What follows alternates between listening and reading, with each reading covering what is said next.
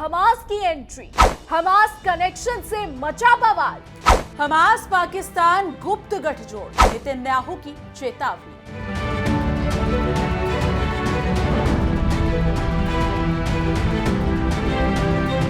नमस्कार, India daily का digital platform देख रहे हैं आप। आपके साथ मैं हूं श्रिका त्यागी। नमस्कार दोस्तों, और मैं हूं आपके साथ तानिया त्यागी। इस वक्त अंतर्राष्ट्रीय राजनीति में जो हलचल मची हुई है, उसने बड़े बड़े देशों की रणनीतियों को कटघरे में खड़ा कर दिया। दुनिया पहले ही युद्ध, तनाव और अविश्वास के माहौल से गुजर रही है, और अब एक नई खबर ने इस बेचैनी को और बढ़ा दिया। इजराइल के प्रधानमंत्री नेतन्याहू, जो हमास के खिलाफ कड़ा रुख अपनाते हुए उसके पूरे सैन्य और राजनीतिक अंत की बात कह चुके हैं, उनके सामने अब एक ऐसा दावा आया है जिसने इस संघर्ष को केवल मध्य पूर्व यानी मिडिल ईस्ट तक सीमित नहीं रखा, बल्कि दक्षिण एशिया तक उसकी गूंज सुनाई देने लगी है। कहावत है ना, जब दूर कहीं आग लगती है तो उसकी तपीश आसपास जरूर महसूस होती है।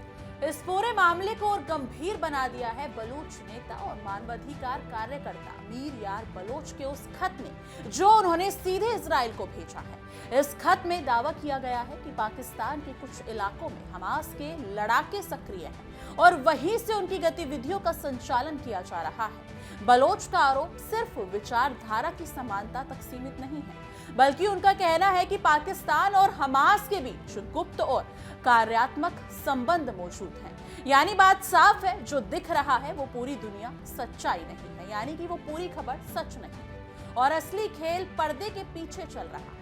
मीर यार बलोच के खत में यह भी कहा गया है कि पाकिस्तान के कुछ इलाके हमास के लड़ाकों के लिए सुरक्षित ठिकाने बना चुके हैं। इन इलाकों में न सिर्फ उनकी मौजूदगी की खबर है, बल्कि नेटवर्क और गतिविधियों के संचालन की बात भी सामने आई है। बलोच ने चेतावनी दी है कि इस तरह की मिलीभगत से सिर्फ इजराइल ही नहीं, बल्कि वैश्विक सुरक्षा और अंतर्राष्ट्रीय शांति को भी गंभीर खतरा पैदा हो सकता है। ये वही स्थिति है जहां एक देश की नीतियां पूरी दुनिया को प्रभावित कर सकती है। बिल्कुल, इशिका बलोच का साफ कहना है कि जब तक पाकिस्तान इस तरह के संगठनों को समर्थन देना बंद नहीं करता, तब तक वैश्विक आतंकवाद की जड़ों को खत्म करना नामुमकिन है। उनका तंज तीखा है। एक और पाकिस्तान खुद को पीड़ित बताता है और दूसरी ओर चरमपंथी संगठनों को पनाह देने के आरोप झेलता है। ये ठीक वैसे ही है जैसे घर में आग लगी हो और मालिक धुएं को नजरअंदाज करता रहे। इसके अलावा खत में यह भी आरोप लगाया गया है कि पाकिस्तान के कुछ तानाशाही और राजनीतिक नेतृत्व ने सुधार की दिशा में कदम उठाने के बजाय नई साजिशों को जन्म देना जारी रखा है। बलूच नेता का कहना है कि इस वजह से आतंकवादी संगठनों को न सिर्फ संरक्षण मिलता है, बल्कि उनका हौसला भी बढ़ता है। ये स्थिति पाकिस्तान के लिए खुद भी खतरा बनती जा रही है और साथ ही अंतर्राष्ट्रीय स्तर पर दबाव बढ़ाने वाली साबित हो रही है। अब अगर इजराइल की प्रतिक्रिया की बात करें तो प्रधानमंत्री नेतन्याहू पहले ही बेहद सख्त रुख अपना चुके हैं। उन्होंने बार बार दोहराया है कि हमास का सैन्य और राजनीतिक अंत ही इजराइल का अंतिम लक्ष्य है।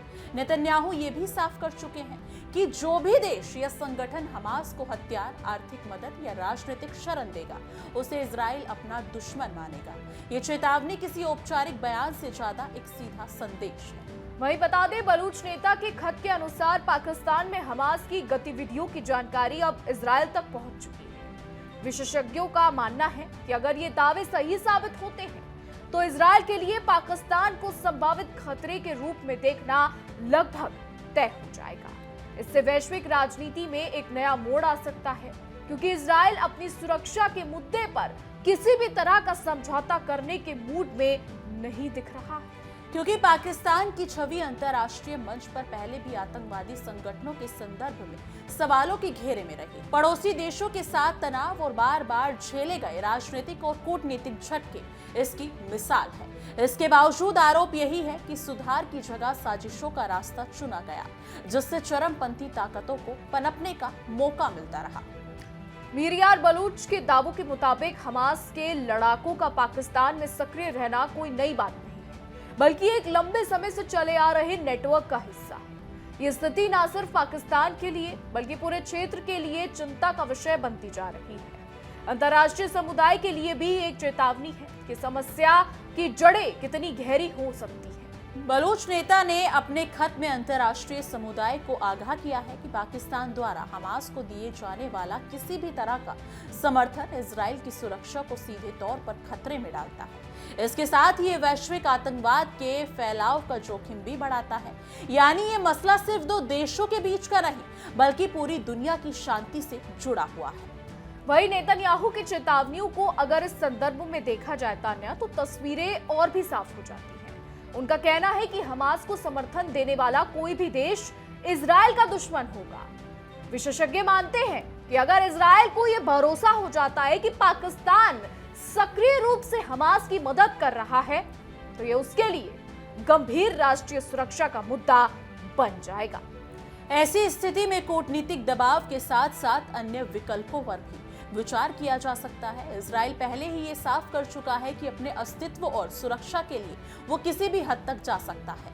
ये बयान सिर्फ शब्दों का खेल नहीं, बल्कि उसकी नीति का प्रतिबिंब माना जा रहा है। बलूच नेता का खत केवल इजराइल के लिए चेतावनी नहीं है, बल्कि इसे वैश्विक स्तर पर भी गंभीर संकेत के रूप में देखा जा रहा है। उनका कहना है कि पाकिस्तान और हमास के बीच कथित गुप्त सहयोग अगर सही साबित होता है, तो ये मध्य पूर्व और दक्षिण एशिया दोनों के लिए रणनीतिक खतरा बन सकता है। इजराइल पहले ही ईरान के नेटवर्क को लेकर सतर्क रहा है और ईरान से जुड़ी गतिविधियों पर दुनिया की नजरों में रहा है। अब अगर पाकिस्तान का नाम भी इस तरह के नेटवर्क से जुड़ता है, तो ये इजराइल और वैश्विक सुरक्षा नीति के लिए एक नई और जटिल चुनौती बन जाएगी। अब इस पूरे घटनाक्रम ने एक बार फिर ये सवाल खड़ा कर दिया है कि आतंकवाद और चरमपंथ के खिलाफ वैश्विक लड़ाई कितनी प्रभावी है। जब एक तरफ आर्थिक और राजनीतिक संकट की बातें होती हैं और दूसरी तरफ ऐसे आरोप सामने आते हैं, तो अंतर्राष्ट्रीय समुदाय की चिंता बढ़ना स्वाभाविक है। क्योंकि इस शिकार पाकिस्तान के लिए स्थिति दोहरी चुनौती जैसी है। एक और अंतर्राष्ट्रीय दबाव बढ़ता जा रहा है और दूसरी ओर आंतरिक स्थिरता पर भी सवाल उठ रहे हैं। ऐसे में ये देखना अहम होगा कि वो आगे किस रास्ते पर चलता है। कुल मिलाकर तान्या, मीर यार बलूच के दावे ने इजराइल के लिए चिंता का एक नया केंद्र तैयार कर दिया है। नेतन्याहू पहले ही स्पष्ट कर चुके हैं कि हमास का समर्थन करने वालों के लिए कोई नरमी नहीं होगी। अब ये मामला केवल शब्दों तक सीमित नहीं रहा है, ये मामला अब पहुंच चुका है दो देशों के बीच तक। नेतन्याहू का बयान, नेतन्याहू के द्वारा कही गई बातें शायद पाकिस्तान के कानों तक पहुंची नहीं है, और अगर नहीं पहुंची है तो इसका अंजाम पाकिस्तान को अब शायद आने वाले समय में भुगतना होगा। दुनिया की नजरें इस पर टिकी हुई है कि इजराइल इस जानकारी के आधार पर क्या कदम उठाता है और अंतर्राष्ट्रीय समुदाय किस तरह की प्रतिक्रिया देता है, क्योंकि ऐसे मामलों में एक फैसला कई देशों की दिशा और दशा बदल सकता है। तो अंतर्राष्ट्रीय राजनीति में दोस्ती और दुश्मनी की रेखाएं कब बदल जाए, ये कहना मुश्किल होता है। आज जो पर्दे के पीछे है वो कल खुलकर सामने आ सकता है, और तब उसके नतीजे भी उतने ही बड़े होंगे। फिलहाल सबसे बड़ा सवाल यही है कि क्या पाकिस्तान इस बार बढ़ते अंतर्राष्ट्रीय दबाव और इजराइल की सख्त चेतावनियों का सामना कर पाएगा, या फिर हालात उसके लिए और मुश्किल हो जाएंगे।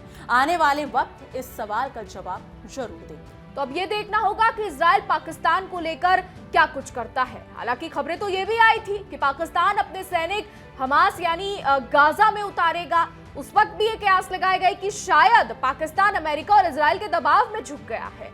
और अब जब ये खबर सामने आई है कि मीर यार बलोच की चिट्ठी नेतन्याहू को पहुंची और उसमें ये लिखा गया है कि पाकिस्तान में हमास के लड़ाके शरण लिए हुए हैं, तो ये बड़ा सवाल खड़ा करता है, क्या मध्य पूर्व में एक और आग भड़कने वाली है। हालांकि मध्य पूर्व में ईरान और इजराइल को लेकर पहले ही काफी लड़ाई की खबर सामने आ चुकी है। वहीं गाजा को लेकर भी, इजराइल और गाजा को लेकर भी काफी सारी चीजें सामने आ चुकी है। तो अब क्या ये आज एशिया तक पहुंचेगी?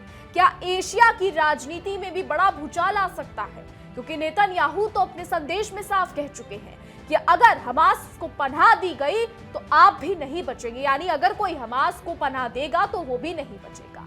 और अब जब बात पाकिस्तान की आती है, उस देश की आती है जो अपनी धरती पर आतंकवाद को पनाह देता है, तो ऐसे में नेतन्याहू का रिएक्शन आना बिल्कुल जायज माना जा रहा है। बहरहाल अब ये देखना होगा कि नेतन्याहू इसको लेकर क्या कुछ कहते हैं, क्योंकि पाकिस्तान की सच्चाई से हर देश वाकिफ है, हर मुल्क जानता है कि पाकिस्तान किस तरीके का दोगला देश है, किस तरीके से वो अपने देश में आतंकवाद को पनाह देता है, आतंकवाद की जड़ें बोता है, और जब वही आतंकवादी उस पर हमला करते हैं तो वो भागने लगता है, आरोप लगाता है कि आप आतंकवादी हैं। लेकिन जो देश खुद आतंकवाद को पनाह देता है वो इस तरीके के आरोप लगाता है अंतरराष्ट्रीय मंच पर। सवाल अब ये नहीं है कि पाकिस्तान क्या कर रहा है, सवाल अब ये है कि नेतन्याहू क्या करेंगे। अगर ये बात सच साबित होती है तो नेतन्याहू क्या कुछ करेंगे? क्या मिडल ईस्ट में बड़ा भूचाल आने वाला है? क्या अब इजराइल, ईरान, गाजा, पाकिस्तान और शायद अमेरिका जंग में जाने वाले हैं? ये आने वाले समय में देखना होगा।